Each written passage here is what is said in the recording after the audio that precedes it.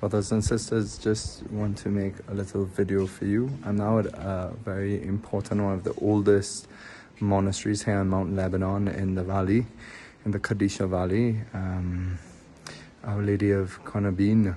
And there's also a chapel nearby of Saint Marina, because she was killed here. And just to say, first of all, just to share a bit of wisdom from yesterday from Father Dario, the hermit. I asked him many things, but one of the most beautiful things that stood out, he said that, the saints are there to inspire us, and we could learn many things from them. But we can't always imitate the saints, because all of us cannot be a Saint Teresa of Avila or Saint Charbel. Things from their life could inspire us. But the only one who we're called to imitate completely is Christ, and anybody can imitate Christ in their own way. It was just a simple thing. He was just saying, in his hermitage, there were some pictures of saints and stuff that were there from before. He just moved into the hermitage. He has to respect it. But for him, it was just a tabernacle. It's Jesus. We just imitate Christ in his own way. Christ loved to be with people, serving people, and he loved to pull away and be in the desert in silence. So as we imitate Christ and try to put Christ as our model in our life, we will come to truly be who we are meant to be. So he was just encouraging me, be who you are meant to be. Each one of us is called to be a saint, a unique saint. So if we try to be somebody else, then we will not fulfill God's plan for us personally. So I just pray that all of us will come to be the person that God intends us to be. So just to explain a little bit of this valley, it says here, at the foot of the cedars, the symbol of a free and prosperous country, a valley stretching in two praying arms embraces the mountain, the extraordinary Kadisha. So this is the Holy Valley. And this Holy Valley, with her precipices and austerity, is the place where centuries ago men searched for God. Here, nestled in this impregnable valley, the Maronites escaped the Ottomans' persecution. Here, bishops with wooden crosses but golden hearts, and wearing peasants' frocks, dedicated themselves to contemplation and cultivation of the land.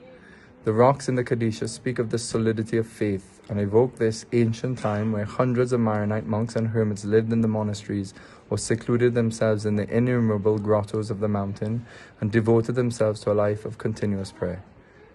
And there's a quote, "Every day a cloud of incense ascended from the valley," reports the tradition. So in the past, it's so much incense and prayer. People walking through the valley could smell the sanctity, could smell prayer rising to God, because incense is, we use it to evoke our senses, to be a symbol of our prayer rising to God. And if people walking past with that religious imagination and sense, they smell the incense, they smell prayer ascending to God. Here and there, one perceives grottos dug into the rock, ruins of hermitages and monasteries, where men intoxicated with God. That's an amazing word, intoxicated with God. And that's what we're called to be. St. Catherine of Siena says that we're called to be drunk on God's love. Intoxication, a holy inebriation, a holy intoxication.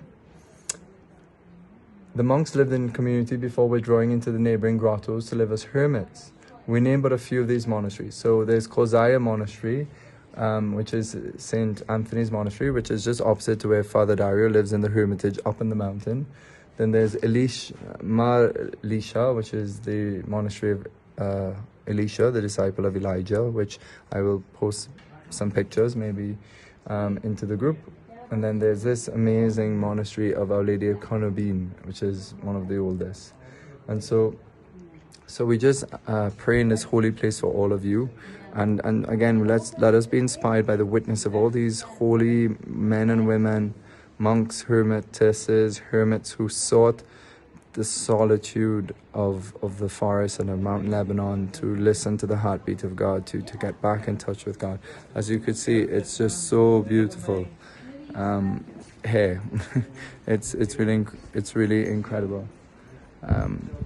You can see a bit of it's built into the rock. So may the Lord bless you.